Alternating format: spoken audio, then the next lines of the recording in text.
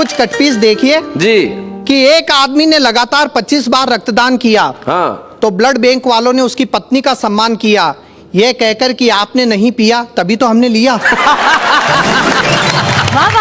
अब एक आदमी की लाख कोशिश के बावजूद शादी नहीं हुई। वो अपनी माँ के साथ मन्नत मांगने गया, वहां उसकी माँ खो गई। अच्छा वो बोला, या खुदा तेरी खुदाई, अपनी तो मिली नहीं, बापू की भी गवाई।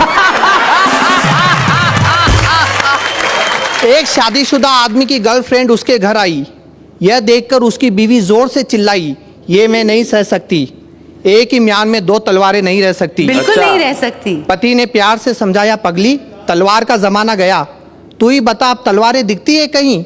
ये रिवॉल्वर का जमाना है, और एक रिवॉल्वर में 6 गोलियां रहती है कि नहीं? हमारे देश में बेरोजगारी की समस्या इतनी है कि एक 60 साल का आदमी कंपनी में जाकर कहता नौकरी दो। मैनेजर बोला, लेकिन चाचा ये तो आपकी पेंशन की उम्र है। चाचा बोला, तो पेंशन दो। अब एक आदमी बैंक में गया अपना 10,000 का चेक लेकर। कैशियर ने नो बैलेंस का ठप्पा लगाकर वापस कर दिया। वो चिल्लाया, जब बैलेंस नहीं है तो इतना बड़ा बैंक खोलकर क्यों बैठा है?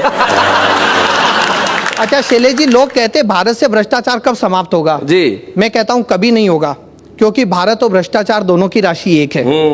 भ्रष्टाचार अब हमारे देश में शिष्टाचार बन चुका है। क्या बात है? एक मंत्री, ठेकेदार और इंजीनियर, इन तीनों ने मिलकर विकास के झूठे चित्र कागज पर बना लिए और हिसाब के फर्जी बिल सरकार को थमा दिए। तभी एक बकरी का बच्चा उस फाइल को खाने लपका, पर अगले ही पल वो उन कागजी बिलों को सूंघ कर चला आया। मंत्री, ठेकेदार और इंजीनियर तीनों ने पूछा, ये क्या हुआ?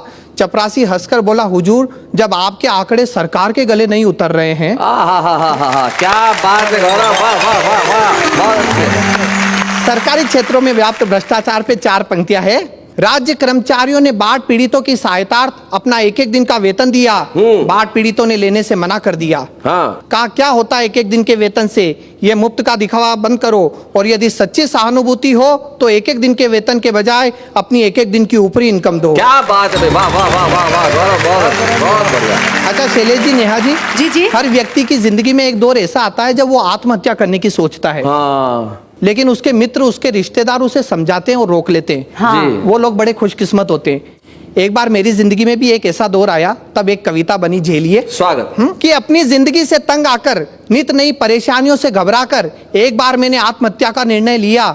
मेरे इस निर्णय का सभी ने स्वागत किया। अच्छा, यहीं से मेरी ट्रेजेडी शुरू हो गई। मुझे रोकने वाला कोई नहीं। स्वागत किया। शैलेश जी ने कहा, तुमने अक्ल से काम लिया है। जी। नेहा जी बोली, ये नेक काम बहुत पहले कर लेना चाहिए था। प्रीतम जी बोले, अब इस थियरी को अमल में लाओ, और इससे पहले कि तुम्हारा विचार बदले तुरंत प्रैक्टिकल पर उतर जाओ।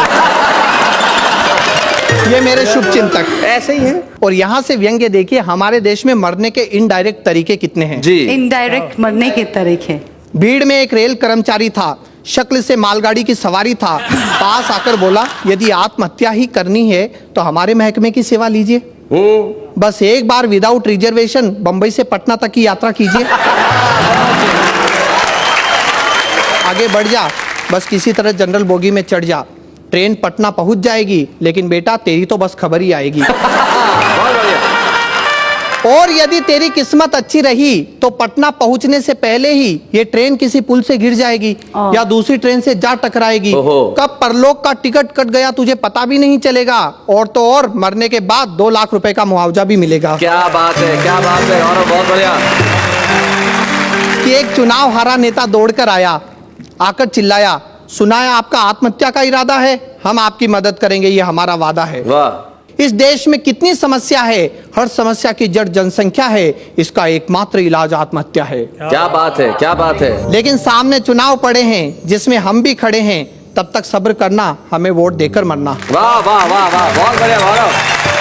बस एक बार चुनाव आने दो, हमें मिनिस्टर बन जाने दो, सबकी तकलीफें दूर कर देंगे, एक-एक को आत्महत्या के लिए मजबूर कर देंगे। वाह वाह वाह वाह।